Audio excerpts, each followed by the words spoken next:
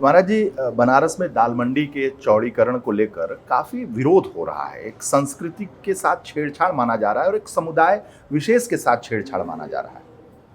बहुत विरोध है। माना जाना अलग बात है और होना अलग बात है। देखिए, दाल मंडी में हमने मुसलमान व्यक्ति के वक्तव्य भी सुने।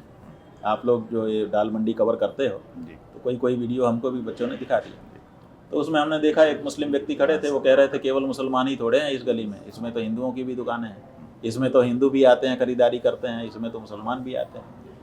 तो जब खरीदारी होती है, ग्राहक मुसलमान हिंदू दोनों होता है। जब विक्रय की बात आती है दुकानों की, तो कहते हैं हिंदू मुसलमान दोनों की यहाँ पर है। जब कागज़ निकाल के देखे जाते हैं तो उसमें हिंदू मुसलमान दोनों के घर दिखाई देते हैं, किराएदार भी मुसलमान हिंदू दोनों दिखाई देते हैं। और जब वक्तव्य दिया जाता है तो कहते हैं एक वर्ग विशेष को टारगेट किया जा रहा है। तो ये दो तरह की बात क्यों आती है? वहाँ तो ना कोई सब हिंदू हैं ना सब वहाँ मुसलमान हैं। और सच बात ये है कि चाहे मुसलमान हो चाहे हिंदू हो, हैं तो काशीवासी।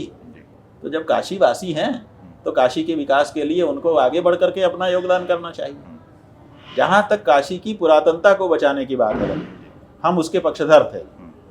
हमने इस बहुत तगड़ी आवाज़ उठाई थी। हमने उस समय जो कार्य हो रहा था उसके लिए नरेंद्र मोदी जी को, उत्तर प्रदेश के मुख्यमंत्री आदित्यनाथ जी को बहुत बड़ा दोष किया था। आप लोगों के पास सब बाइट होगी। हमने खूब इनको कहा था कि बरतना योग्य इनका कदम है, क्योंकि काशी की जो पौराणिकता है वो नष्ट नहीं की जानी चाहिए। लेकिन जब मुख्य जो केंद्र था काशी का, जब उसी को तोड़ करके नया कर दिया गया, तब बाकी काशी पुरानी क्यों रहे? अब बाकी काशी को भी नया होना चाहिए।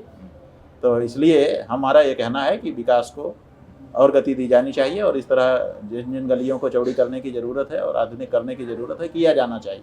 हम ये चाहते हैं कि या तो काशी पुराण नगरी के रूप में जानी जाती, इसका वजूद होता, और नहीं तो कम से कम ये अब इतिहास रहे कि अमुक सन से काशी ने अब आधुनिक होने का विचार किया और धीरे धीरे पूरी तरह से आधुनिक हो गई।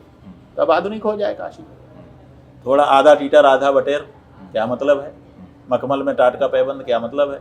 जब नया होना है तो पूरा नया हो, और जब पुराना रहना था तो पूरा ही पुराना रहता। इसकी एक अलग गरिमा रहती, महिमा रहती।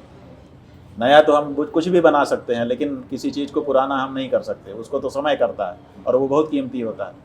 तो समय ने जिस नगरी को पुराना कर दिया था और पुराने होने के कारण जिसकी पूरे विश्व में प्रसिद्धि थी, उस नगरी को तोड़ करके नया करने का कार्य आरंभ हुआ। उस दिन तो हम बड़े खुश थे।